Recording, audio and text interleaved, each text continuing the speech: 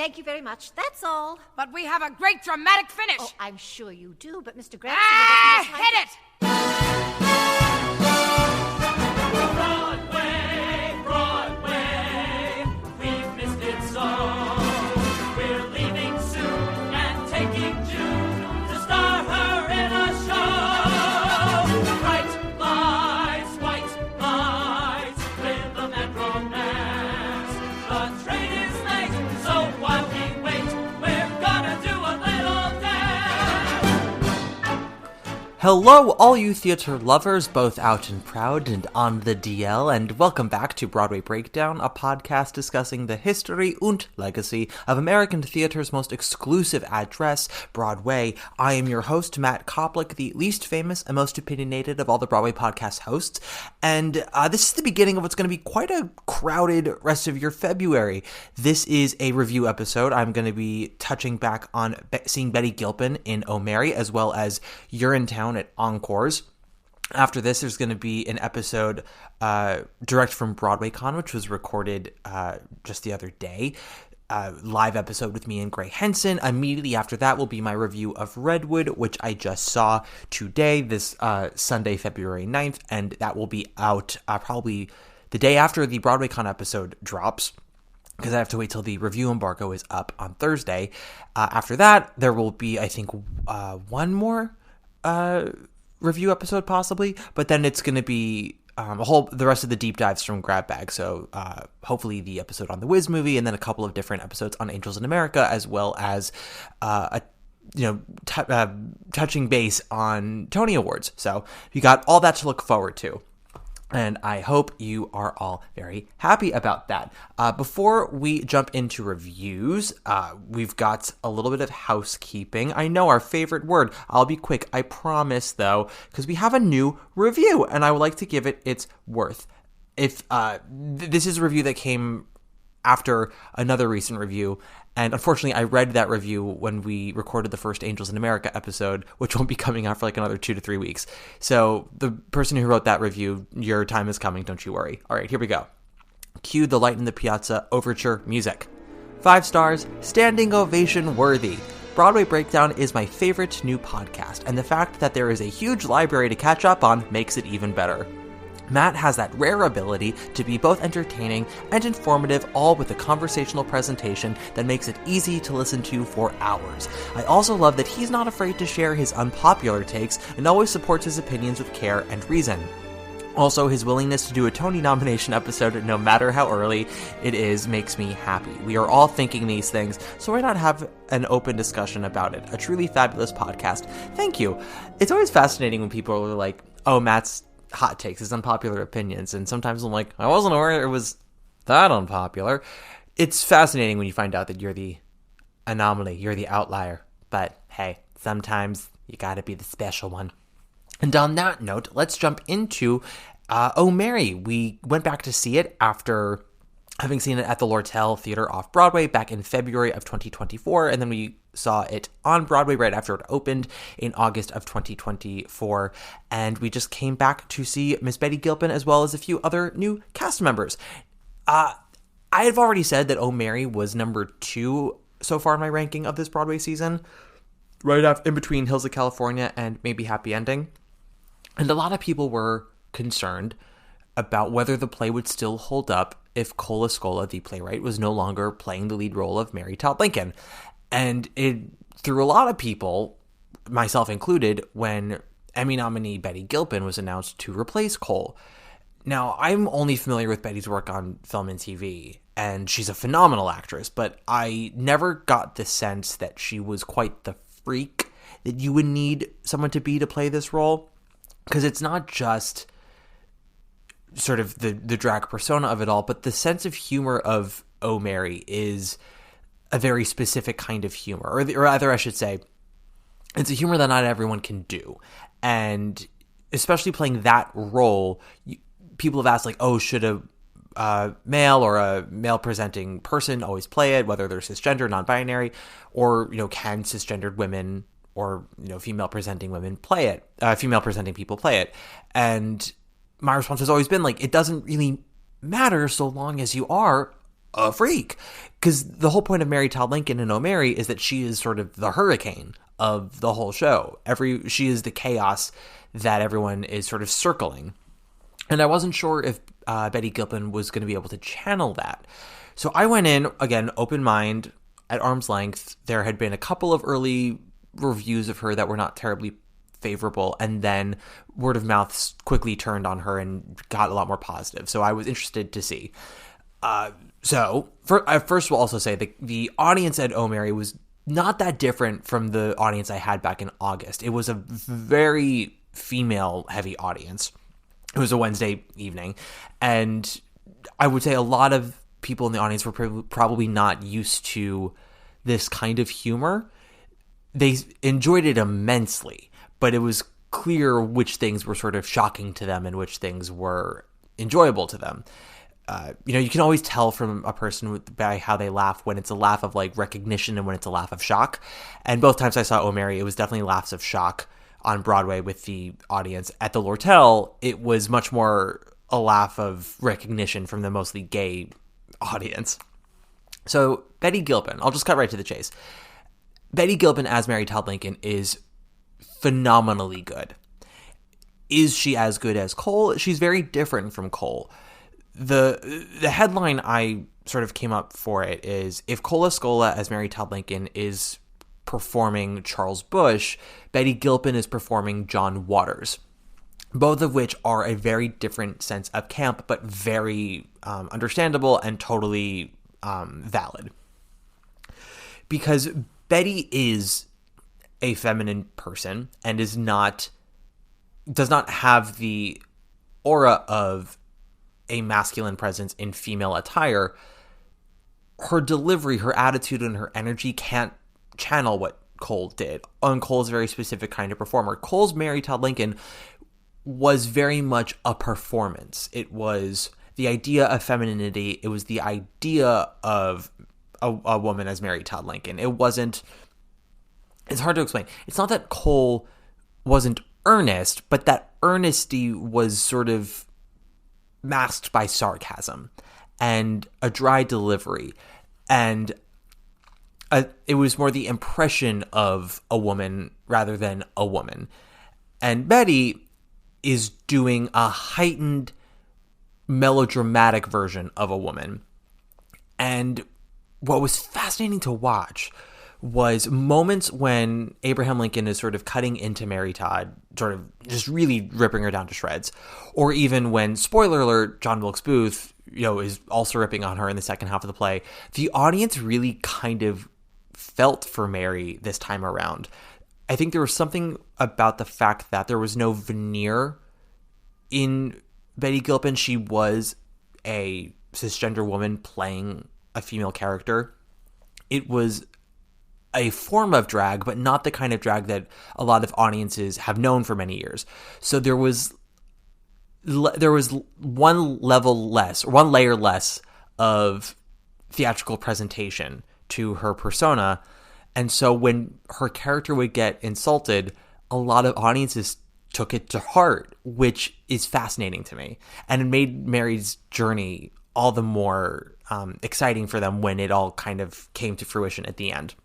What it also proved to me is that this is just objectively a good play. A lot of people have wondered, is it just the hype? Is it can it succeed without Cole? Is it just the fact that Cole Escola wrote it, that they are doing a star vehicle for themselves? It is legitimately a well-structured play.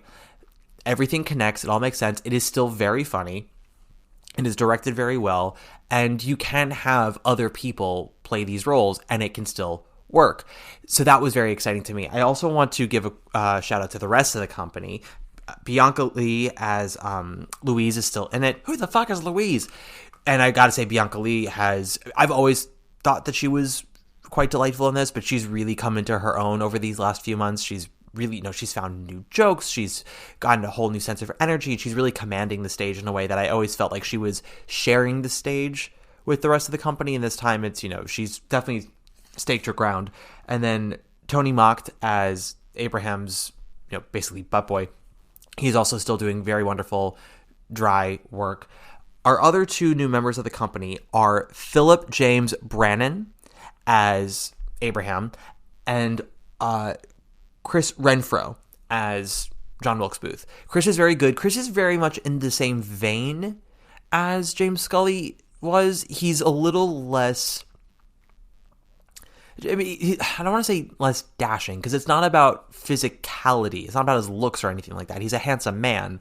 It's more that he isn't playing the bland leading man type for the first half that James did. James, because of the twist in the third act of Oh Mary, it's very tricky for an actor playing that role to make it make sense at first. It all makes sense in the third act, but for the first two, you have to get the audience to sort of trust that this is a character that's living in the world of the play and is totally enamored with Mary and is willing to come back, and you don't necessarily think less of him.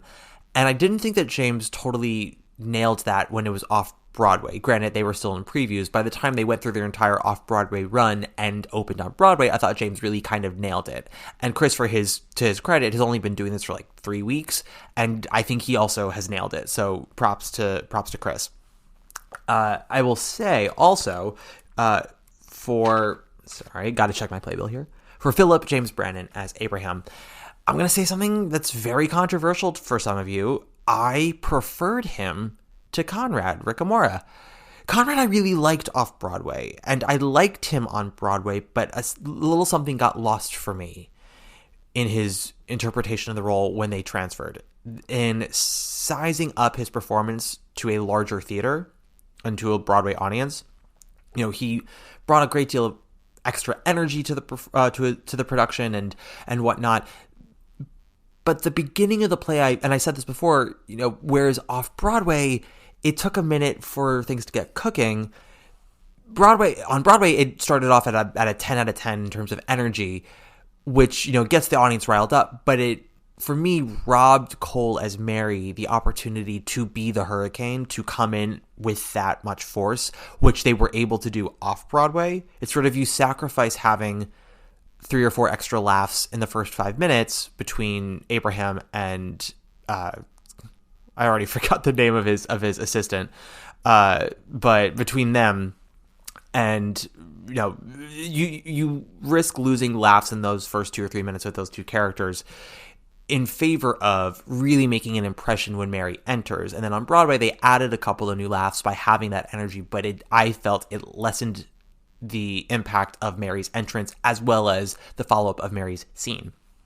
So I thought that Philip was able to really channel what I liked about Conrad in 1.0 while still playing to the back of the house. He also found a whole bunch of idiosyncrasies within Abraham Lincoln, because the running joke is that Abe is gay and is trying to suppress his urges, but just keeps getting overwhelmed with lust for his assistant. And Philip as Abraham found all these small moments where he sort of catches himself in flamboyancy, whether it's a limp wrist or the way he walks or the way he might say a word. And it added a whole bunch of humor to me that maybe it's something that Conrad added throughout the run that I didn't catch because I saw it too early. But between Conrad in August and Philip in February, I was really pleased with what he brought to the production into that role, and wasn't afraid to be a bit of a villain, because the role, like Abraham in O'Mary, is a shit. He's a total asshole. And you gotta play the dick, but you also still need to be funny, and you have to go on your own journey. And his Abraham wasn't vindictive, but he was an asshole. And it worked very nicely. As I said, when he would insult Mary, the audience kind of felt a pang. Betty is, it's hard to explain. It's a incredibly violently brave performance. She is going balls to the walls the entire 80 minutes of the play. She's silly, she's campy, she finds ways to alter her voice and her posture, and it all lives within the world that Cole Escola has written. And so she doesn't stick out poorly in any way. It's really a lovely performance. Very different from Cole's, but I think what makes it such an intelligent performance is that she understands, like I said, there's one layer of commentary removed just by the very fact that she's playing it now. So she can't do what Cole did. So she plays it far bigger and far more straight. And by straight, I mean earnest. Whereas Cole would have moments of earnesty and honesty, but it was, flying in between so much other deadpan comedy and silly comedy. And Betty's Mary, it's sort of how I described Ariana Grande in Wicked, where Glinda is ridiculous, but she takes herself so seriously. That is absolutely what Betty is doing as Mary Todd Lincoln, is that her Mary is crazy, but it all makes sense to her. She said in an interview that she views her as sort of Veruca Salt meets Shirley Temple with a ketamine addiction and Gollum, and I think that's totally accurate. I would also put in one of my favorites, Roger the Alien. She has moments where it's almost sort of like Mary is living her Sally Field Best Actress Oscar truth, and then someone says something that undercuts it, and she just cuts the bullshit and she cuts them right down to the quick, and it's very funny. I was terribly impressed by her. It's hard to say that and not sound condescending, but that's what I mean. I if you have a chance to see Betty Gilpin and O'Mary before she leaves, I do highly recommend it. I know a lot of people are excited about Titus Burgess coming in. I think that's also really cool. If it's the Titus that I love from 30 Rock and the first 2 seasons of Unbreakable Kimmy Schmidt, I say go. I didn't get to see Titus when they were in Moulin Rouge, but I understand they were fun. But yeah, I think that's a good part for them. So that's sort of our quick thing about Betty Gilpin in O'Mary. If you have any other specific questions about her performance in the show, I highly recommend you join the Discord channel, the link to which will be in the episode description box for this. Let's move on to URINETOWN at Encores. Speaking of comedies and how to play the ridiculous. Billy, I beg to differ with you. How do you mean? You're the top. Yeah? You're an arrow color. You're the top. You're a Coolidge dollar. You're the nimble tread of the feet of Fred Astaire. So, URINETOWN, for those of you who don't know, was a musical that premiered at the Fringe Festival in, I think, 1999, and then got an off-Broadway production for about a month or so on, 55th Street in, April or May of 2001.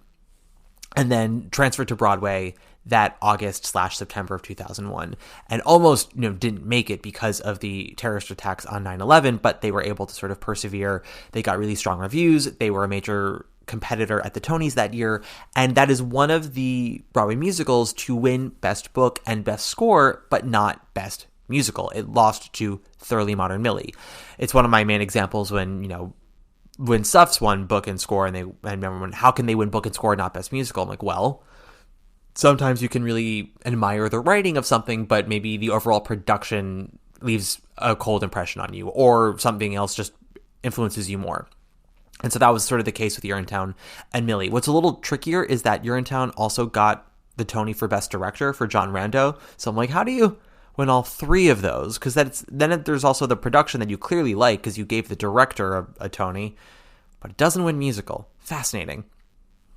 And if you want to know more about sort of the history and a deeper dive into the material, you can listen to the episode I did with Mark Tuminelli about 3 years ago, I want to say, during the Big Move miniseries we did for Broadway Breakdown. I think that was actually the first series we did when we got picked up by Broadway Podcast Network. So yeah, give that a listen. I think it's 90 minutes. It's not one of our deepest of dives, but it's a solid episode.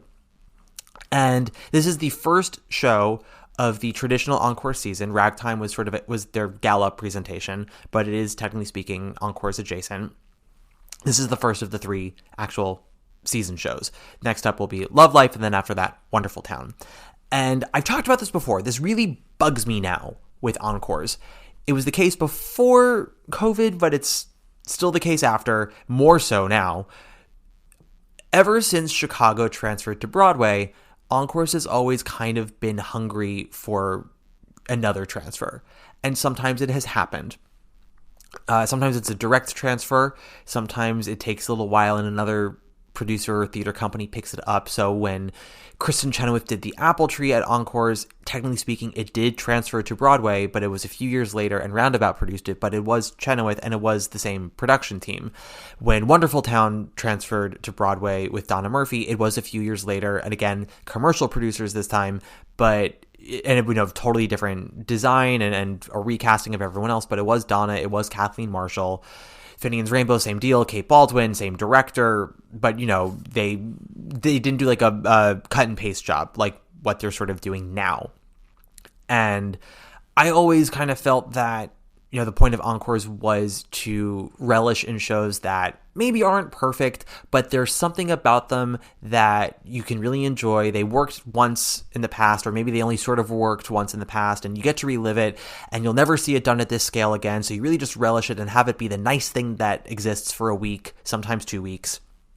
But ever since Encores came back from COVID, the shows that they've picked on the whole have been a lot more recent and a lot more foolproof. Their very first season is infamous for trying to fuck around with some shows from the 80s and 90s that were maybe a lot more quote-unquote problematic, just in terms of not being quite as good, and those experiments failing. Like, Encores decided that they were now going to be sort of a workshop house where artists could take a show that they love but wanted to make better, do their job to fix it and present it to the world, and it could possibly be the new version of that show. They were going to do that with Millie, with Ashley Park. They did it with The Life with Billy Porter, and Millie never got to be performed, but with The Life, it blew up spectacularly in their faces. I remember seeing that with my grandmother and people just walking out in droves during the show. We stayed because they moved The Oldest Profession to the second act, and I was like, I must hear that song live in a theater.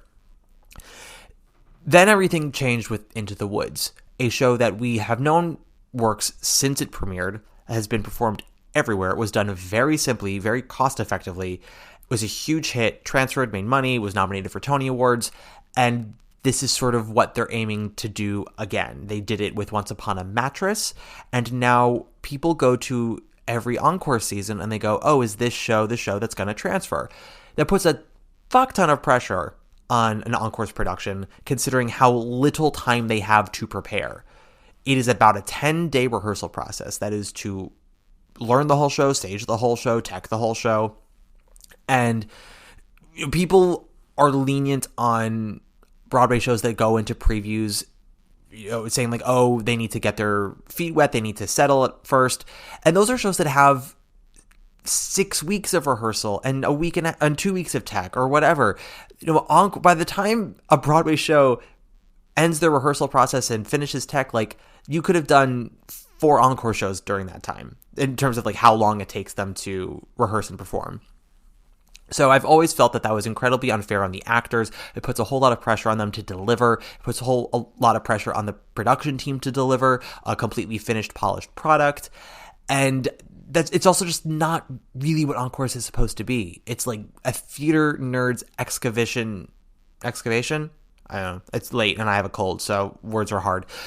But it's a history project, and it's for theater nerds, and it's a little expensive, and it's a little niche, but it's really exciting. And sometimes things do click. A show turns out being way better than you remembered it being, and the casting is just right, and the right director came on board for it, and you go, oh, this is really magical. And sometimes you go, it really should have a life beyond this. That's how we all felt when we saw Chenoweth and Apple Tree. We're like, oh, this show is better than we remembered, and Chenoweth is perfect for it. There have been other productions where I didn't necessarily feel that it needed to transfer, but it was a wonderful company, and the right director took it on and did an amazing job with it. Most Happy Fella, Anyone Can Whistle, It's a Bird, It's a Plane, It's Superman. So I did not go into URINETOWN going like, okay, are you going to be great? Are you going to transfer? I never go into Encores feeling that way, but I do go in hoping to have a very nice time. And some of the casting for this definitely raised my eyebrows, and some of them got me very excited, but I go in every time open mind, arm's length. URINETOWN is a musical. I can't rightfully say if it's the first meta musical, but it's definitely the most well-known of its timeline, of being as early as it was, which is 2001 to 2002. Which is to say that it is a musical that calls out all of the tropes and structural stereotypes of musicals while adhering to absolutely all of them. And it works for a lot of us. Some people find it far too self-referential. Some people find it too intellectual and cold. Some people don't like the music. It is very inspired by Kurt Weill. But I've always found it to be terribly funny. It is also, for a show that I think is pretty structurally sound, it is incredibly difficult to do well, which is, I know that sounds like a weird compliment, but I've said the same thing of Carousel, right? Carousel is my favorite musical, and it has its bumps in the material, just in terms of structure. Some songs could get cut, some songs could get shortened, but it's also incredibly hard to do well. And URINETOWN, I think, has fewer bumps than Carousel, but it's just as equally hard to do well because it's a very specific kind of comedy, and you have to cast it very intelligently. URINETOWN, on a music level, you do need strong singers and not smooth poppy sounding musical theater singers. You need people who have done Rodgers and Hammerstein, people who have done Les Mis, who've got thick folds and a big sound. It's, people think of it as a very rangy score. They think of Privilege to Pee, or they think of Run Freedom Run, and those two are the outliers, really. A lot of that score sits in a more baritone heavy place for a lot of the men in the show. Women in the show, there's a lot more soprano stuff going on in there. It's not like a big wailer of a show, so you need a slightly classical sound to it, while at the same time getting actors who are very funny and intelligent about their comedy. And also, in terms of type, URINETOWN, every character in URINETOWN basically is an archetype of a musical theater role. Hope is the ingenue, Bobby Strong is the hero, Caldwell B. Cladwell is the villain, Pennywise is sort of the matriarch role, like a Nettie Fowler in Carousel. But you want to cast it with people who in a lot of ways could play a traditional archetype, but there's like one chromosome off.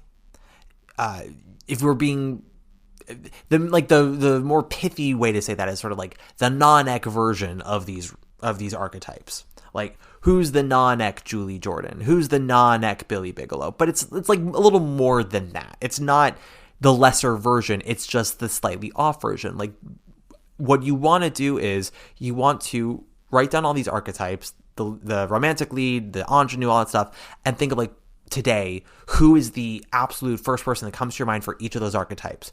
Once you've done that, those are the people you should never cast in URINETOWN. They are too classically of those types to be in the show. URINETOWN is like the weird, like meta literary cousin of these musicals. It sits in its room and watches anime and YouTube videos all day long, and then comes out and says a lot of pithy stuff, but it's the odd black sheep of the family.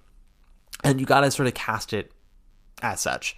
And so some people in this cast I thought were of that ilk, and other people are like, you're either a little too close to the traditional mold, or you're too kind of a poppy sound, or what have you. So I'll flat out say, like, this production I think is perfectly okay. It's fine. It's not terrible.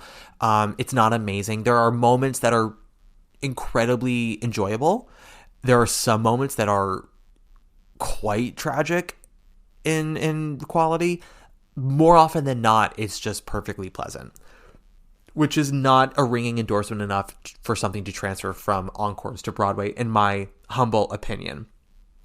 I will say it is a mostly well-sung production with a few caveats. The night that I saw it, I actually saw it with friend of the pod, Laura Nicole Chapman, and I'll only speak on what I felt. Lauren enjoyed it immensely, but, that's as far as I'll go. She was like, please don't tell people on the pod specifically what I liked. Just tell them that, I liked it, which is true. She did. But the night we saw it, Keela Settle was out as Pennywise, which isn't shocking. She was out the night before. Apparently she's been out all weekend. I'm sure she'll be back by, the following week. Everyone's getting sick, which will, spoiler alert, be a part of my Redwood review, as Idina Menzel has been fighting sickness as she's been back in Redwood and performing for press. But Tiffany Mann was Pennywise, and I gotta say, she was incredibly strong. First of all, her voice is wonderful. I was reading online some comments today about the Saturday matinee and evening about how much head voice she was using, which is strange because she was fully belting Friday night. It was the Nancy Opal realness you would hope for with that role. She used some classic soprano where it counts, like the very final note of Privileged to P. That's what it's supposed to be. But, she fully belted our night and was also very funny. Another standout, I would say the 3 MVPs for me of the production were Tiffany as Pennywise, Greg Hildreth as Officer Lockstock, and Stephanie Styles as Hope Cladwell. Stephanie, my only real caveat with her is I don't think that Hope is a particularly good fit vocally for her. She sounds very good. She's got a beautiful voice, but she clearly has a higher break than where that role sits. So there are moments in the score, like parts of Follow Your Heart and even in I See a River, where it's written to be in a woman's mix. And Stephanie's break is higher, so she is mixing it, but it's on the low end for her. And I know I talked about this with another performer recently.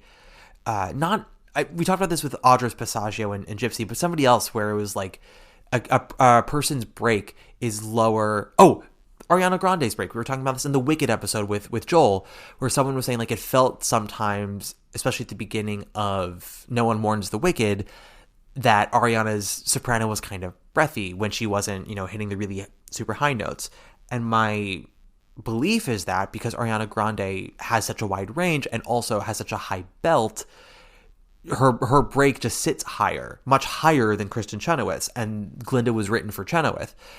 Glinda, by the way, a role that Jennifer Laura Thompson, the original Hope in URINETOWN, also played. And when your head voice break is higher, you can mix it. It's just not going to sound as smooth. It's not going to sound as full. It's not an unpleasant sound. It's just kind of on the thinner side. And so that's something with Stephanie as Hope that is a caveat I have with the performance. It's nothing that's her fault. She has a beautiful voice. It's not her fault that like the role is written in a range that is a little below her break. She navigates it very well. But when, you've heard Jennifer Laura Thompson doing the follow into the open air, and it's just so smooth and caramelly, Stephanie definitely was trying to, she really didn't want to belt it because it's so soft, but it was a little too low for it to be a pure soprano sound. She's very funny. It is, if you've seen the video of the original Broadway company, she is very much channeling Jennifer Laura Thompson's energy. But I'm not mad about it because Jennifer Laura Thompson is incredibly funny, Tony nominated for playing Hope. Greg Hildreth as Officer Lockstock, also really wonderful.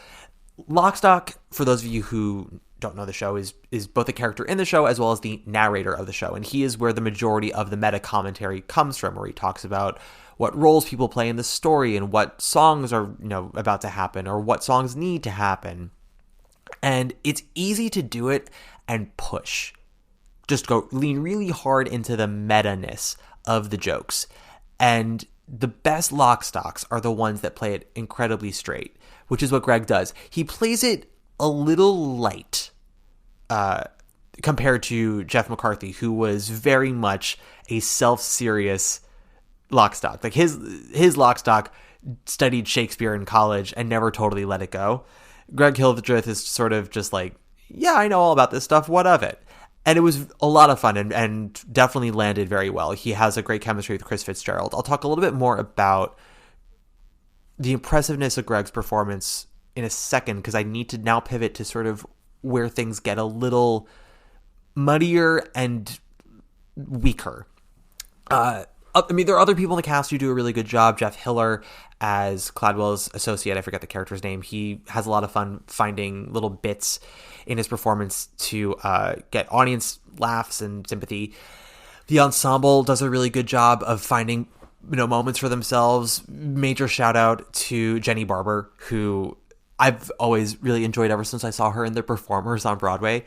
And I just think she's a very, very funny gal. So every time I know she's going to be in something, I'm like, oh, comedy's coming to town. Hold, please.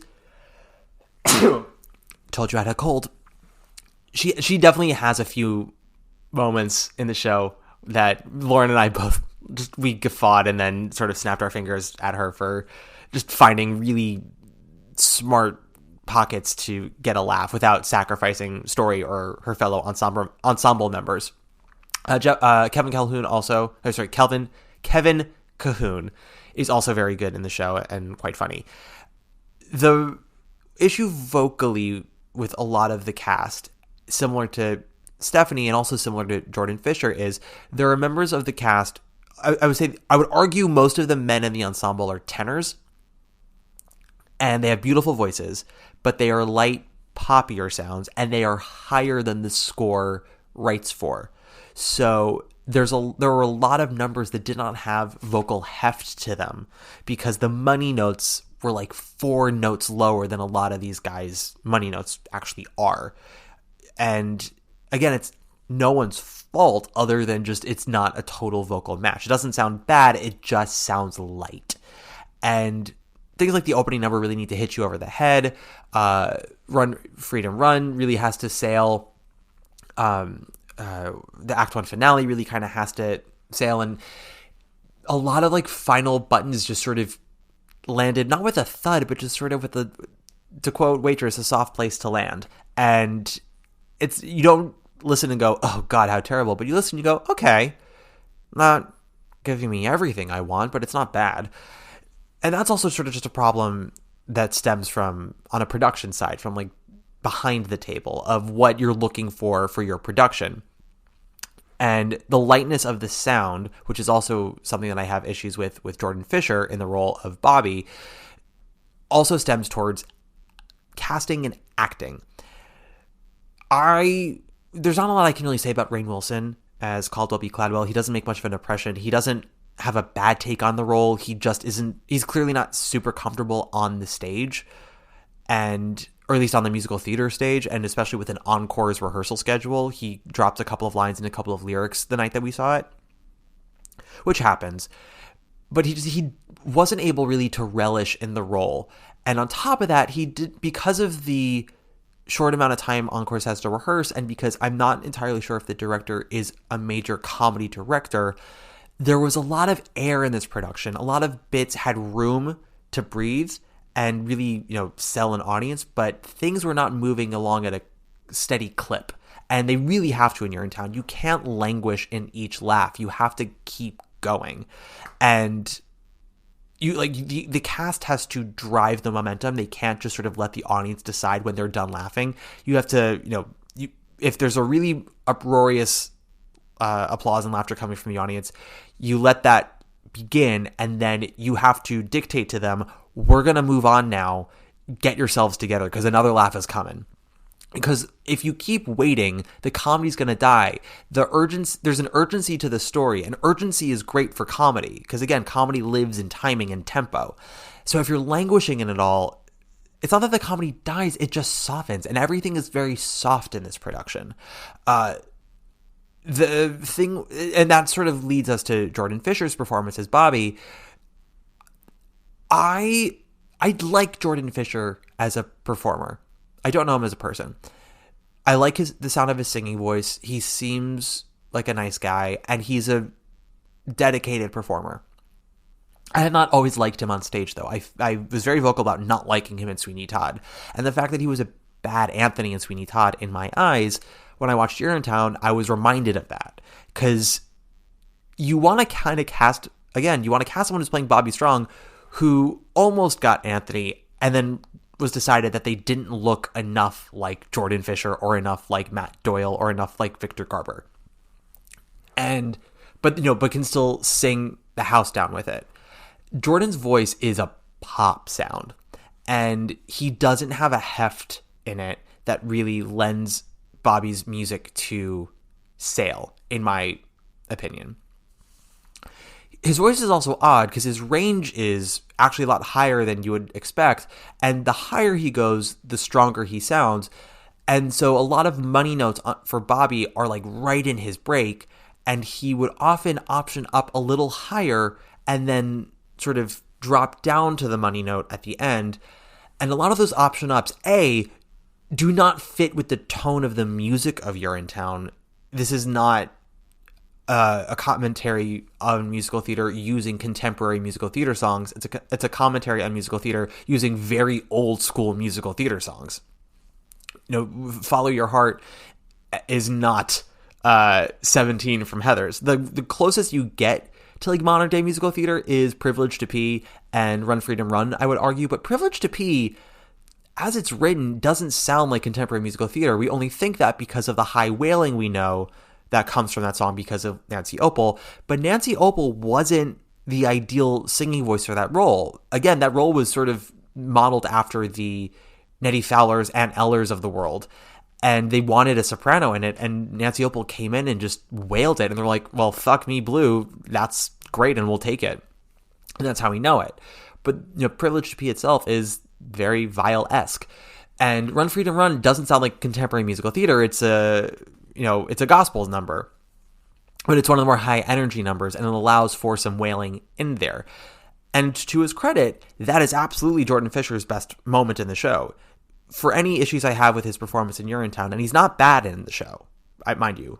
I'm just saying this now. Like, he doesn't sound terribly bad, but some of his option ups are just not to my liking. Some of them didn't sound great in my opinion, but I would say 90% of the time he doesn't sound bad in the show. He just sounds thin. And he's not a particularly funny actor, so he chooses to play everything incredibly earnest, which is fair. You don't want to be winking at the audience, but you do have to have a level of absurdity to your earnestness.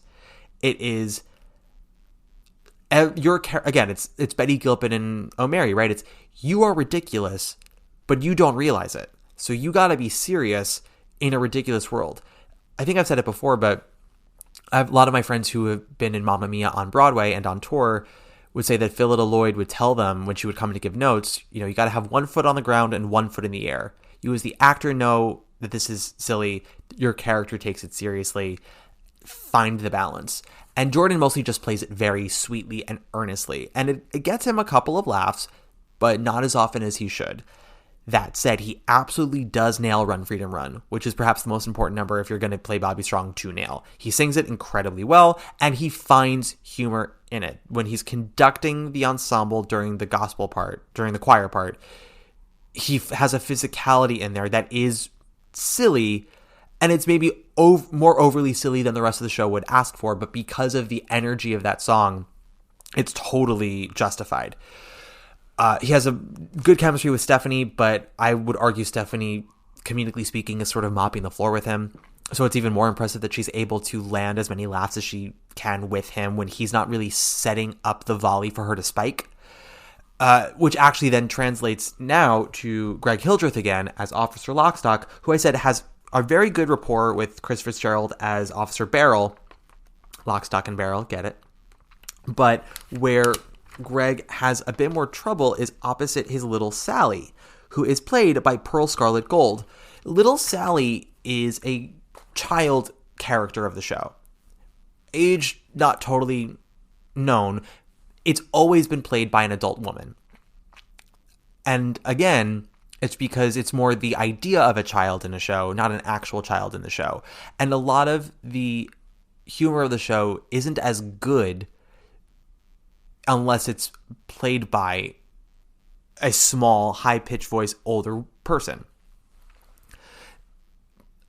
So having the director cast Little Sally as an actual child, like I'm talking like 10 or 11, already is a mistake.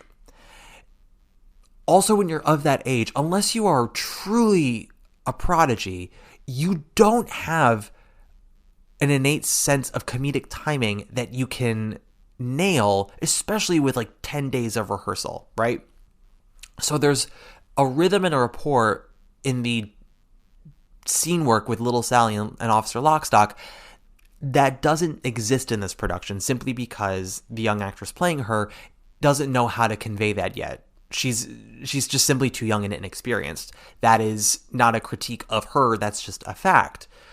And you wonder what's the aim to having this character be played by a little girl when it should be a Dana Steingold. It should be a Celia Keenan Bolger. It should be like anyone who's ever played Logan Schwartz and Grubinier in Spelling Bee, right? And the truth is that I don't know. It felt to me more like, especially with the aesthetic of this production and just what they chose to lean into, that the production team was more interested in the political metaphors of this musical and the messaging that lies beneath it than in the actual comedy. And that's fair to a point. URINETOWN absolutely has some messaging in it that is timely, it's worthwhile, and it's always good to remember. Sometimes it's harder to laugh at the timeliness of it than others, depending on what era we're living in. But those messages are at the center of a wild romp. And it's not that URINETOWN doesn't have a heart in it, it's just that it's a very cynical heart.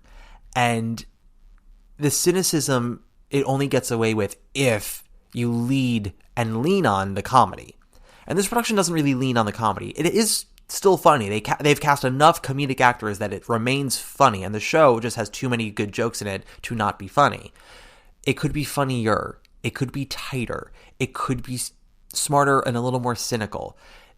Some of the casting could maybe not lean so into modern day musical theater sound and go back to the classical musical theater sound. Get that heartiness in the voice, right? Think a little bit more of who's not the actual archetype and who's more the idea of the archetype, and go with that. Or who's the first callback reject of that archetype. Get them in there, see what they can do with it. So overall, this is to say that this URINETOWN is perfectly fine. If you see it, I'm sure you'll enjoy it just okay. If you miss it, it's also kind of missable. It's not the worst Encores I've ever seen. That probably still remains the life. It's not the best. It's too produced to get away with, to excuse the simplicity of a lot of the staging and a lot of the dead air in the scene work and pacing. You know, something like Titanic gets away with some bad staging moments and a few miscastings because ultimately, from its physical presentation, it was made clear we are not trying to make this a production to transfer. We just want you to enjoy this music. So they got away with that. We excused that. Something like Jelly's Last Jam put a lot of energy and focus and insight into about 5 or 6 numbers that were so incredible that we did not forgive the boringness of the scene work so much as we were able to forget about it when we left, because it was also clear that this was a production that wasn't going to transfer, no matter how many people thought it might or should. Maybe this will transfer. I know that there's some Broadway money behind it, but ultimately the buzz on it is just not there. And it's just not a strong enough product as a production to do so. It's a perfectly okay Encores, and that's fine. We can let this be the nice thing that happened for 2 weeks, and then we can move on, and we can get our hopes up for Love Life that it'll be another nice thing that happens for 2 weeks. But that's sort of, that's the luck of the draw at Encores. Not everything is the cultural moment. Sometimes it's just a pleasant diversion for that time, and we can let it be. That's it on URINETOWN, I guess. If you have more questions, comments, or concerns, once again, you can write in on the Discord channel. The link will be in the description box for this. Thursday will be the release of the live episode at BroadwayCon with myself and Gray Henson, where we had the audience submit one of 4 shows into a bowl that we picked out at random, and whichever one we picked out at random was what we talked about for an hour, so you'll find out what that was when you listen to the episode. And then after that will be my review of Redwood, and then the Wiz movie and the Angels in America episodes. So stay tuned for more, and that'll be it. I'm gonna close us out with, I've done Jennifer Laura Thompson before. I'm gonna close us out with Nancy Opal's Privilege to Pee, because it's just too good. So yeah, that'll be it. Thank you so much, guys, for listening. I will see you in a couple of days. Take it away, Nancy. Bye. A good Lord made us, so we piss